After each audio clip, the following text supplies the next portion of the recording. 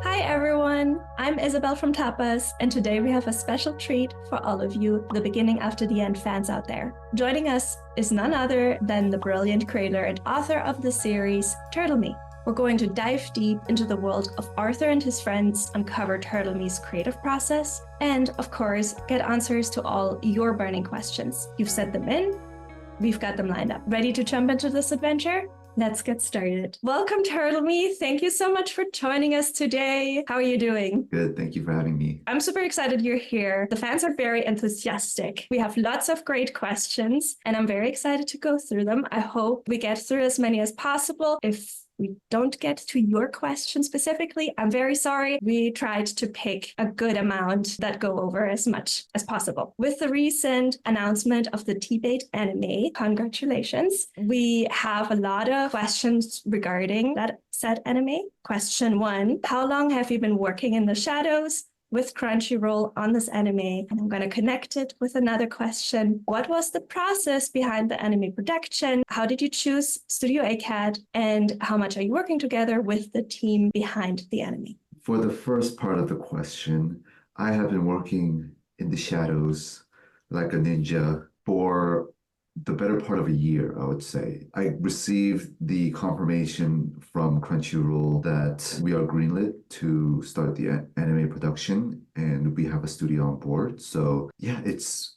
been a lot of back and forth over the past, I would say, almost a year. To answer the second part of the question, the process between myself, Crunchyroll, and ACAT along with Tapas, the back and forth we have has been pretty extensive, a lot more so than I thought it would be, to be honest. You know, for some reason, I just always assumed that if Tbate were to be made into an anime or a TV film, like it would just be kind of me handing it over and just them working their magic. But I've been really fortunate to be paired with a director that, you know, that really wants my input. And so the back and forth really starts from the high level outline where the director and his team kind of spliced apart all of the scenes that are going to go into the first core of season 1, which is 12 episodes.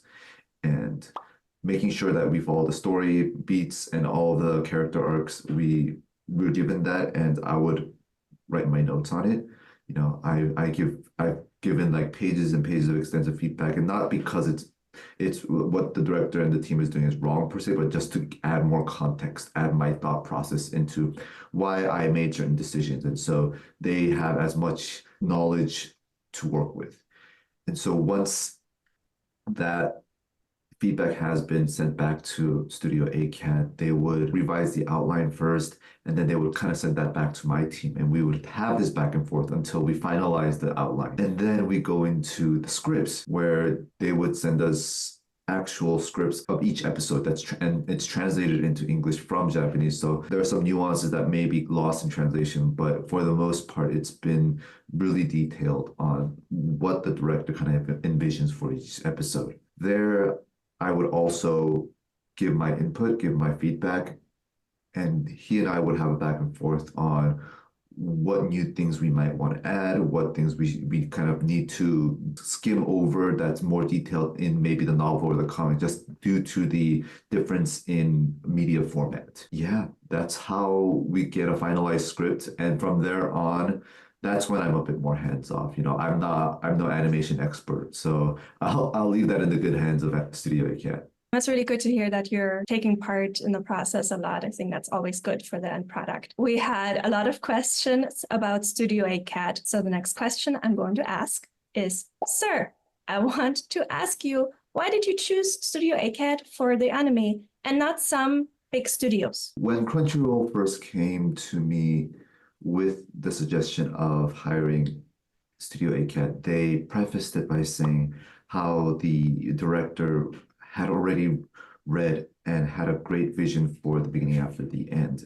When I think about it, The Beginning After the End really was built on taking chances. Tapas at the time was a very small, almost unknown platform that I was sort of suspicious of when I first heard its name. You know, Fuyuki 23, when we first did the adaptation from the web novel to the web comic, he had only done one or two smaller web comics, and so it was a big chance that I had to take when I decided to go with him. And now with the anime happening as well, it's really made me solidify the idea and the belief that, the beginning after the end is as big as it is right now because of all the chances and giving the chances to people who really believe in the IP and really love the story of the beginning after the end. And I think that's where really a lot of great things are built from. Regardless of the reservations that some people might have regarding Studio ACAT, Studio ACAT has been the one to really push for this anime to even happen, as well as giving it the two core 24 episode chance that not a lot of animes actually get. I'm fully behind them, and I want to make sure that we're making something really great happen together. You're right. You have always taken chances, and it always worked out so far. So we'll work out again. The next question, a little longer. I've cut it down to the actual question. Which arc, book, or segment are you most excited about to see in the anime? I think there are parts of the school arc that I think will be really fun to show, but I really want to be able to get to the war arc that the comic is in right now. I feel like as a writer, that's where I really got my footing. I planned a lot of things ahead, and I was really able to show how much I've grown as an author. The war arc is really something that I'm proud of, and the events that happen after that. And so if given the opportunity to show all of that in the anime, I think that would be really, really cool to see. Let's get to that. I think that's a good goal. All right, so those are our anime questions. Thank you so much, everyone who has been asking about the anime, about Studio ACAT. I hope you're happy with those answers. We're going to jump into the novel. Lots of questions about the novel and how you were writing. So the first question, how did you come up with the story? Like, what inspired you to choose Arthur's personality or the plot twists? That's a good question. I already had a solid idea for this character named Arthur that had a past life as this cold, stoic, really calculating person named King Gray. And the story started off really just me exploring that mindset and showing Arthur's new life in this new fantastical world, how his past burdens, past memories sort of shaped how he lives and acts in this new life that he's been given. So I would like to say, even before the beginning, after the end there existed King Gray and Arthur. That was really how I saw myself writing the beginning after the end. It really was just the journey of this character. And so the plot twists that all happen, I wanted to showcase certain trials and hardships that Arthur may need to go through in order to overcome some of his past traumas and past life experiences as King Gray. And those plot twists were a natural way to kind of showcase that. And so again, it's really me as the author throwing things at Arthur in order to help make him a better person. And so that's where the plot twist really came from. And later on, once I really had a solid idea of how I was going to take the story and where Arthur was going to be towards the end of the story, that's when I really wanted to make sure that the journey there wasn't a straight line. It had all these twists and, setbacks and all of that. Amazing. I think it's very insightful to think back of just the main character. But related to that, how did you then start writing Tbate? What was your biggest challenge in the beginning?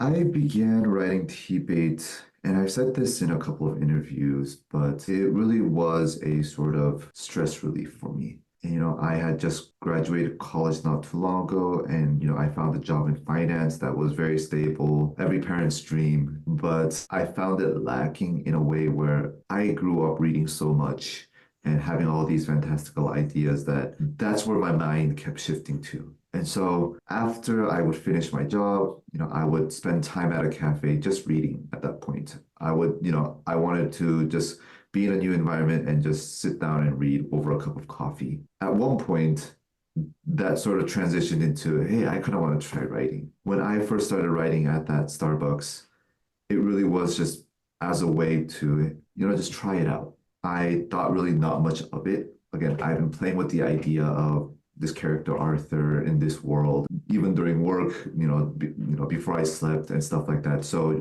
I had a vague idea of what I wanted to write, and I just kind of went along with it. I published it right away in Royal Road, a free writing platform for any new upcoming authors. I put it on there just so that I can get some feedback. I'd love to see what other people thought of this world that I built, as well as just keeping almost an online diary. That's really how it started. I think that if I were to go back, I don't think I'd be as courageous as I was back then, just because it was a bold move, to say the least. But I don't regret it because it's really shaped me into the type of writer I am today. Yep. Self-publishing is a big jump. Especially if you've never written before, self-publishing is a very big jump. But, worked out. I'm happy you made that jump, or we wouldn't be here today. The next question.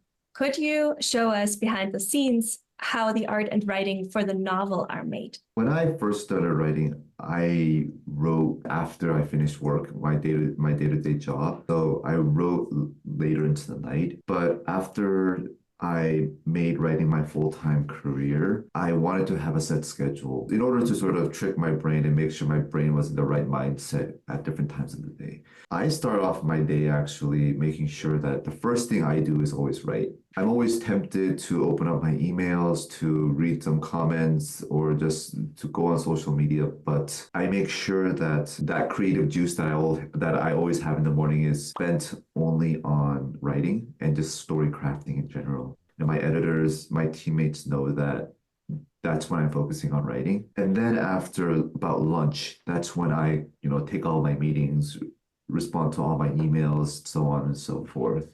And that is sort of what the day encompasses. And after work, I spend time with family, and I always make sure to read a lot, just read a lot of books, read a lot of comics as well, just because I love it, regardless whether it's my job or not, but also in a more analytical way. I do try to study what are some of the good things about this comic, what are some of the things that could be improved on. And I always sort of have that lens when I do that. Amazing. Thank you. The next question is, did you already have all the thoughts for Arthur's abilities before starting writing, or did you come up with them throughout the series, like his magic power and his god runes? So I would say the elemental abilities that he had very early on in the story, that was something that I decided from the beginning. That's the direction that I wanted to take. As he got stronger and stronger and stronger, one of the concerns that I had with Arthur as a mage was the fact that Arthur's powers began feeling a bit too wand wavy. I always loved the hard magic system of the stories that I've read, as well as the one that I sort of written in the beginning up to the end with the levels of the cores and all of the hierarchy and whatnot. So when I felt that Arthur's abilities had become too esoteric, I wanted to find a way to step back into the more finite realms of his powers. And so when I made him lose his powers and had him get this whole new magic system, I know it was a big jump for a lot of readers, and a lot of readers were like, oh my gosh, like, how could this happen? And I wouldn't be surprised if some readers were so furious that they stopped reading the novel after that. However, it was always my intention to bring back his mastery over the elements. I've done that now already. We've come in a full circle where he has gained new powers and much stronger powers, but it was due to the fact that he was able to master all of these elements beforehand that he was able to get to where he is today. All right, next question. We had lots of Tessia questions, lots of art and Tess. So I had to put one in here. Can we look forward to a Tessia redemption or revenge arc after all she's been through? And can we look forward to a good love plot after so many years of no romance between Art and Tess? I feel like if I answer this straight, it's going to lead to a lot of spoilers.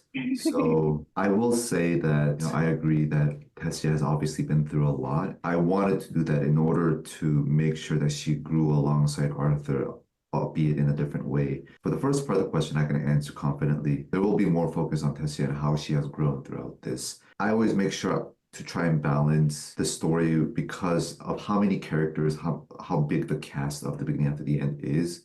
Some people might not be a huge fan of the side POVs where we focus on different characters, but I always have a lot of fun and I find a lot of value in writing those. I want to utilize that and make sure that all of the main characters, including Arthur, are given a chance to really develop towards the end game. And for the second part of the question, will there be a love plot, I guess, between Arthur and Tessia? Well, you'll have to see.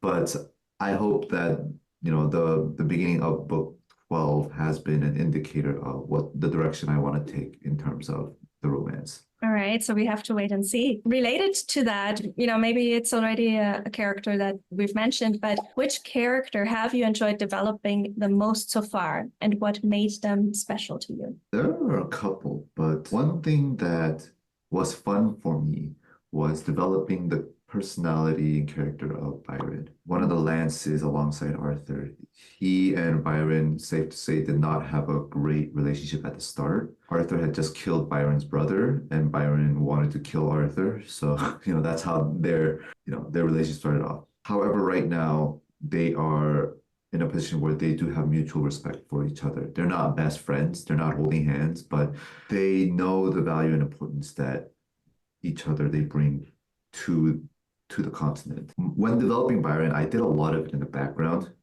I didn't really have dedicated points of view chapters for him. And so it was really all about kind of sprinkling in his development in the background as he interacted with other characters and with Arthur, just showing slight personality shifts, him becoming a better person. So it was really enjoyable to see that so many readers resonated with that, because I didn't really spend that many, like strict word count wise, I didn't spend that much on Byron.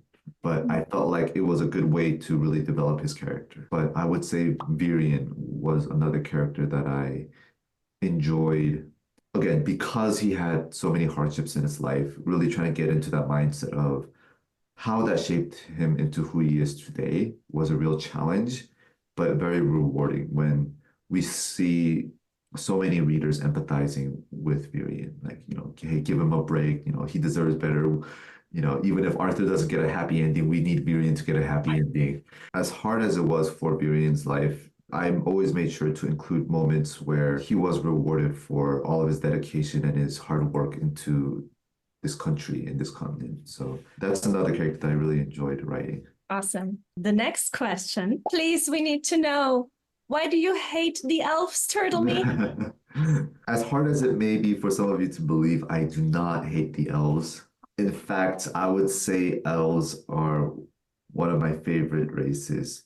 The way I wrote it and all the crap that they've been through is because I really wanted a sort of phoenix rising from the ashes for the elves. The elves have a lot of value in their culture that I really wanted to kind of push and make sure that it evolves with all the hardship that was brought upon them. Sort of like Arthur, I hope that all of these hardships mold eventually into something greater. But, back to the question at hand, no, I do not hate elves. I adore writing the elves, and just imagining Eleanor was something that I had a lot of fun doing, even in the webcomic as well. So seeing it all burn down, it was difficult for me, but I felt it was necessary to create the impact and the momentum forward into how the war shapes out. I hope that makes this commenter happy. The next question. How long will the 12th volume be, and will it be the last one? I have said fairly early on that volume 12 will be the last one. I'm still pretty confident that volume 12 will be the last volume of the beginning up to the end, and at least in terms of the main series. I might have side stories or, spin-offs of that nature if I do want it, but I'm still accounting for volume 12 to be the last one. And in terms of the length, I think it would be safer to say it'll be on the longer side, at least as long as some of the later volumes in the series right now, which are pretty long because the last one counted at like 240,000 words or something ridiculous like that. So people can still look forward to read a lot. Yes.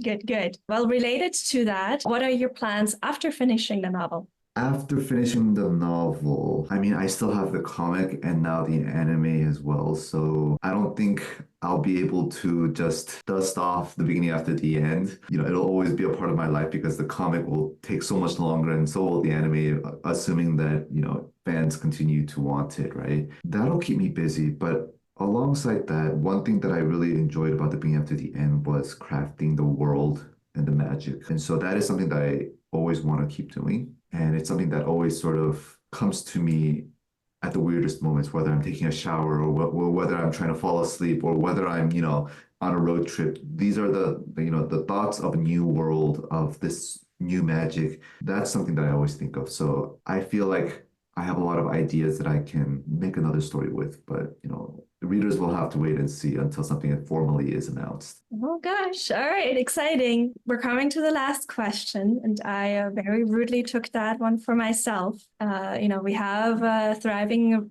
creator and author community. So you spoke a little bit about how your beginnings and how you would potentially not do it again if you started all over. So what advice can you give to novelists who are looking to break into the industry today? Yeah, that is a difficult question. When I said if I would go back in time, I'm not sure I would be able to make the same decisions that I could have back then. I really meant it, because I think one of the advices that I always want to give out that may seem very simple, but is very important to me, is that crafting the world, crafting the characters, building that world Bible and making sure that everything fits is really important. Don't get me wrong. But what's also really important is just starting to write. A lot of writers, especially when they're on their first one, they want so badly for it to be good that they don't want to start writing until they have everything necessary on hand to make them succeed. And they may have like an entire book just on the lore and the world of their story, but they can't start writing the book yet because they feel like they need more. I was able to get to where I am today and I've written the beginning after the end for so long because I foolishly took that first step without realizing, and I just started writing. I barely had a plan in mind. I had a premise, I had certain plot points that I wanted to write, but that was about it. Would the beginning after the end have been better if I had known everything that I know today and then started writing? Maybe. But it also might have taken a lot longer, and I might not have had the opportunities given to me back then that allowed the beginning after the end to come to where it is today. So as much as preparation is important, just writing is also very important. Awesome. Thank you for the great advice. And thank you so much for answering all of our questions. It's been a pleasure. Before we wrap it up, you get the last word. Of course, is there anything you would like to say to your fans or share with your fans? The beginning after the end, as much as I said it came to where it was through the chances I made. Tbate has formed a community of readers through the Discord and through my different social media channels and on Tapas itself in the comment section, where people can come and talk about the series. I feel like that was really what propelled me to make that jump into a full-time writer. Just seeing the feedback, seeing the love and the support from my readers. The beginning after the end could not have come to where it was today without my readers. And that is something that I will always hold dear to my heart. Whether it's the web novel, the web comic, or the anime, please trust that I am doing whatever I can to make sure it is the best that it can possibly be. I hope that everyone looks forward to the anime and continues to enjoy the web comic and the web novel. Thank you. That's it. We did it. Thank you. And that's a wrap, everyone. Huge thanks to TurtleMe for joining us and sharing all those amazing insights into the beginning after the end. It's always such a great pleasure to dive into the world you've created. And thank you, the fans, for submitting such awesome questions. We loved hearing what you were curious about, and we really hope that you got the answers you were looking for. Be sure to keep following Tapas for more exciting content, interviews, and behind-the-scenes looks of your favorite series.